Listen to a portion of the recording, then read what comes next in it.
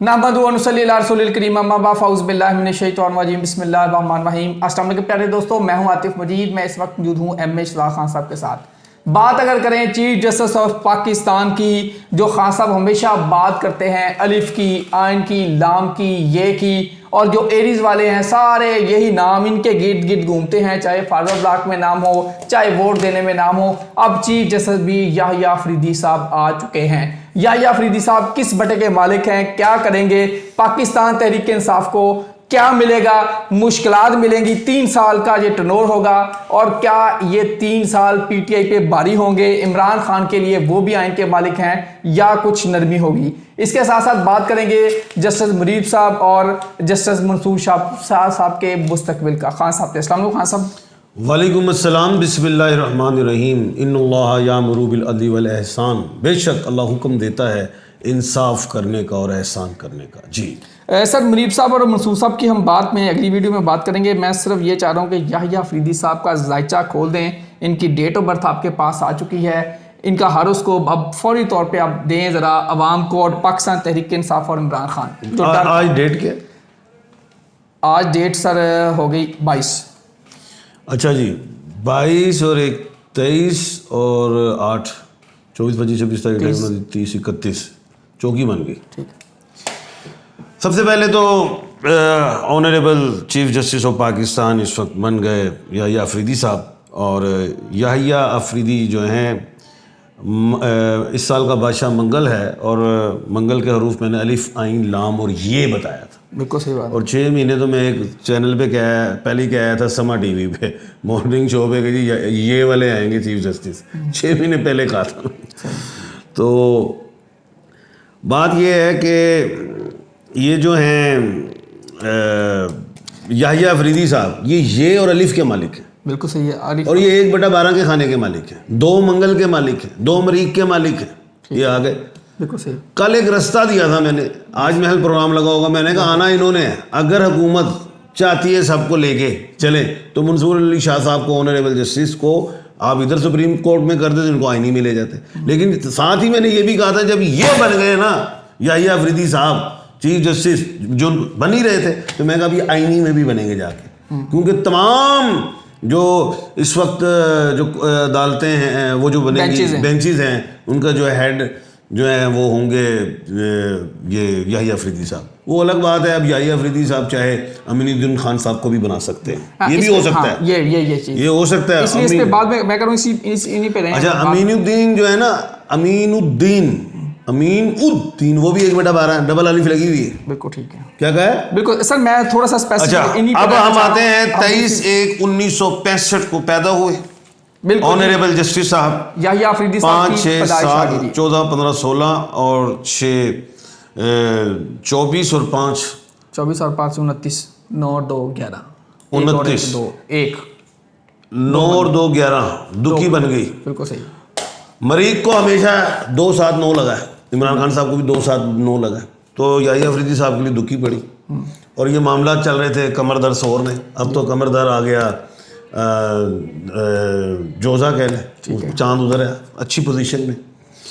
अच्छा, एचिसोनियन है ये, अलिफ से एचिसोनियन, अलिफ बिल्कुल एचिसोनियन है, कोई शक नहीं। अलिफ से अलिफ बादशाह है, और वो मंगल इस साल का बादशाह एचिसोनियन।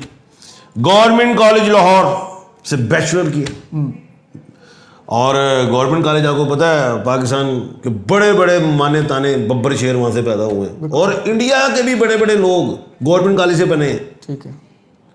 ये भी 1800 कुछ पता नहीं 50-70 में कहीं वो बना हुआ है गवर्नमेंट कॉलेज। बड़ी बड़ी हस्तियाँ आई हैं। पंजाब यूनिवर्सिटी से, जहाँ से ये खान साहब प्रोफाइल दे रहे हैं ताकि आपको थोड़ा आइडिया भी हो जाए, लेकिन इसमें पूरी पंजाब यूनिवर्सिटी से लॉ किया है, जहाँ से मैंने किया। पंजाब यूनिवर्सिटी से ही MA माशियात भी किया जी। और कैम्ब्रिज से, कैम्ब्रिज यूनिवर्सिटी LLM किया फेलोशिप पे 22 कैम्ब्रिज से। अच्छा, वकालत स्टार्ट की 1990 हाई कोर्ट से जी सर।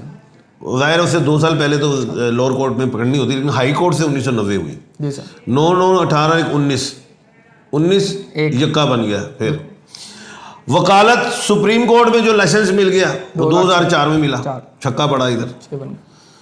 6 नंबर उल्टा मैंने हमेशा कहा नैला बन बनता जाता। और ऑनरेबल जस्टिस याहिया अफरीदी साहब का जो लकी डिजिट है वो 9 ही है, बिल्कुल ठीक है, 9 नंबर है। ठीक है। और ऊपर से सोने पे सुहागा 1/12 और दोनों 9 हैं, याहिया भी और अफरीदी भी, दोनों 9 बनेंगे, एक और 8 9 बन जाएगा। इमरान खान भी 1/12 है, वो भी है, वो इमरान अहमद है। थोड़ा सा आगे जाके आपको कड़ियाँ बुलाएंगे जी खान साहब।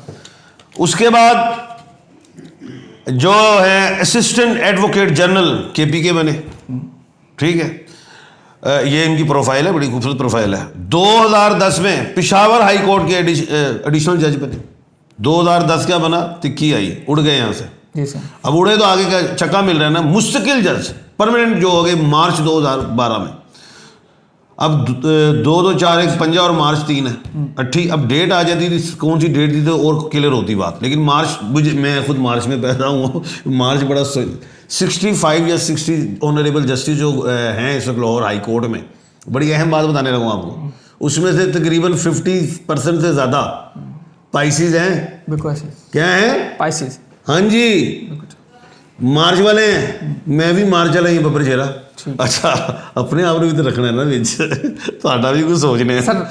उसके बाद 30 दिसंबर 2016 को जो है chief justice Peshawar high court, 30 दिसंबर, 3 और 12 और 3 कितने, 15 6 हो गया, ये भी पीछे और भी 15 16 17 18 19 20 21 22 23 24 4 2 छक्का बन गया, पुठा करो नैला, कमाल हो गया। सुप्रीम कोर्ट के ऑनरेबल जस्टिस बन गए 28 1 2018, 8 1 9 10 11 12 और 8 20 और 2 22 चौकी आ गई। अब चौकी क्या नंबर है, इसका मतलब क्या चौकी का, लड़ाई नहीं यार, 1 नंबर अल्लाह पाक का, 2 नंबर नबी करीम सल्लल्लाहु अलैहि वसल्लम का, आप सल्लल्लाहु अलैहि वसल्लम का, 3 नंबर हवा उड़ गया, 4 नंबर जमीन और जायदाद का है। चौकी आ गई, सुप्रीम कोर्ट के जस्टिस हुए और साथ ही जमीन और जायदाद के मालिक हुए। कैसे, चीफ जस्टिस ऑफ पाकिस्तान बन गए। कोई शक नहीं, 4 नंबर इतना पावर रखता है। बिल्कुल सही।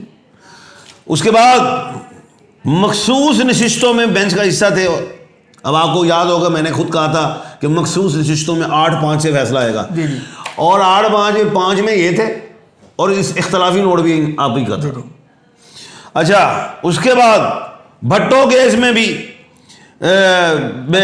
हिस्सा थे, और जुडिशियल मर्डर के हवाले से वो जो था वो माशाल्लाह वो जुडिशियल मर्डर कहेंगे अब इतने से बाद वो फैसला है। अच्छा, प्रैक्टिस एंड प्रोसीजर वो जो था मामला 3 जजेस वाला, हाँ, उसमें क्या किया था इन्होंने, वो भी उसमें भी थी, उन्होंने माजरत कर ली थी, कर ली थी। मैं 2024 में 3 रुकनी कमेटी से भी वही प्रैक्टिस एंड प्रोसीजर। अब मैं ये कह रहा हूँ, अच्छा, ऑनरेबल जो रिटायर्ड हो गए जनाब फाइज ईसा साहब, उनके केस में भी नसरे सानी इन्होंने उड़ा दी थी, फारग कर दी थी। सर, इनका जो नोटिफिकेशन या इनका जो अनाउंसमेंट हुई है, कोई आप कह सकते हैं 10:50 के दिन, बोल मंगल 10:50 मंगल है जी सर, नहीं आज बुध नहीं, आज क्या है, मंगल है, मंगल है। अब सुने, ठीक है, याहिया अफरीदी साहब का दिन कौन सा है, मरीक का दिन क्या है, मंगल। आज दिन क्या है, मंगल। इन्हीं को फायदा दे गया, पूरा ठोक के दिया फायदा मंगल ने। मंगल इस साल का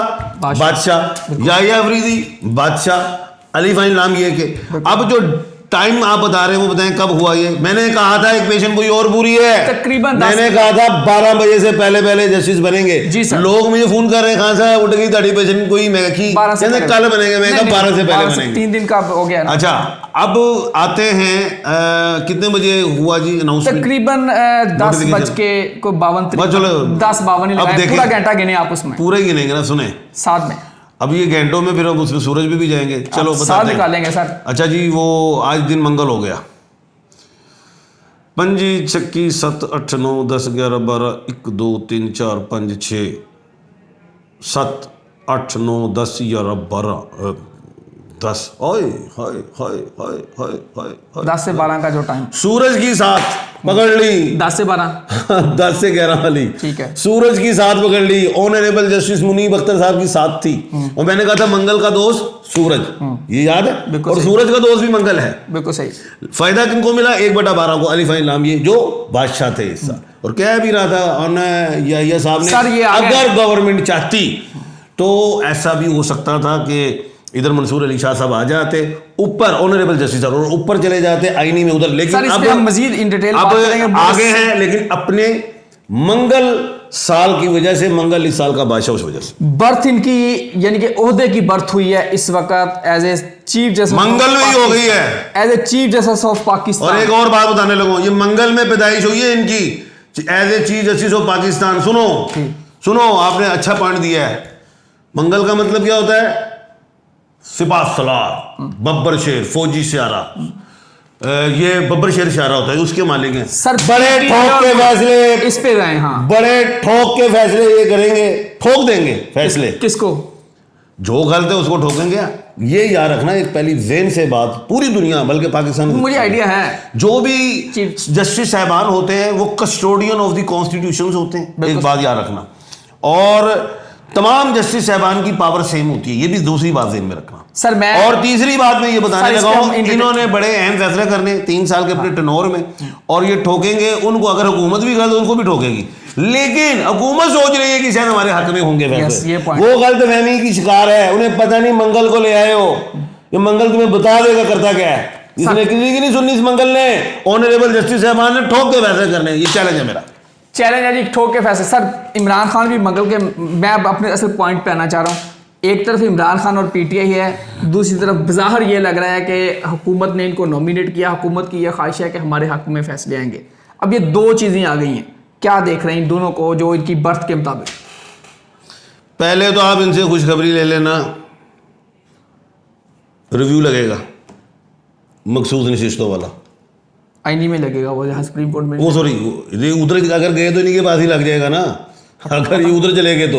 अगर हो सकता है अगर वहाँ पे ऑनरेबल अमीनुद्दीन नहीं आते तो फिर यही आ रहे हैं ना, या फिर वो मंदोखेल साहब आ जाएंगे। लेकिन इन तीनों का ही पैच है ना, यानी कि इनके होते ही आएगा ना मखसूस नशिस्तें। ठीक है, अब वो क्या आएगा, आएगा क्या? वो याद रखना, वो मखसूस, वो जो है आईनी बेंच है, कोर्ट नहीं है, ये अंडर है। बिल्कुल सही है, ये अंडर है, ये आपको गलत फहमी है। अब वो होना क्या है? अंडर नहीं है, वो लग गए, ये लग गए। आपको बताएंगे ना, वो बेंच और कोर्ट में फर्क होता है। अब ये बड़ी बारीक सी बात है, मखसूस नशिस्तें मिल रही हैं किसको? पीटीआई मिल रही हैं जी। नंबर 2, ये धचका लगा किसको? इमरान खान के लिए क्या है? ये किसको लगा धचका? पीटीआई के लिए। सर मैं अब सुने, धचका क्यों लगेगा? अब आने देना, मेरे अंदर से आने दें, आप ना बोलें। मुनीब अख्तर साहब ऑनरेबल जस्टिस साहब और मंसूर अली शाह साहब ऑनरेबल जस्टिस साहब, ये इस्तीफा नहीं देंगे, गलत फहमी का शिकार है। ये पेशेंट कोई आ गई है नाजरीन, आने वाले वक्त, और जब ये इस्तीफा दे देंगे तो फिर क्या होगा, ये भी सुन ले, फिर क्या होगा? हुकूमत के हक में मखसूस नशिस्तें चली जाएंगी। इस पे आने वाले वक्त में एक और वीडियो करेंगे, उसमें मजीद इन डिटेल में खोलेंगे। ये हमने जो सरसरी जो कोशिश की फौरी तौर पे ताकि इसको किया जाए। क्यों नहीं इस्तीफा देंगे? एक तो रिव्यू वाली बात, और दूसरी बात, इसी की कंटिन्यूटी, दूसरी बात वो ये है, वो इसलिए इस्तीफा नहीं देंगे। चले कंटिन्यू अगले प्रोग्राम में, अगले प्रोग्राम में सारी बात करेंगे जी, क्यों इस्तीफा नहीं देंगे, क्या होगा, क्या वकला की तहरीक चलेगी। अगले प्रोग्राम में देखते रहिए। आतिफ मजीद और इशराक खान सबको दीजिए इजाजत। अल्लाह हाफिज। पाकिस्तान जिंदाबाद, पाइंदाबाद।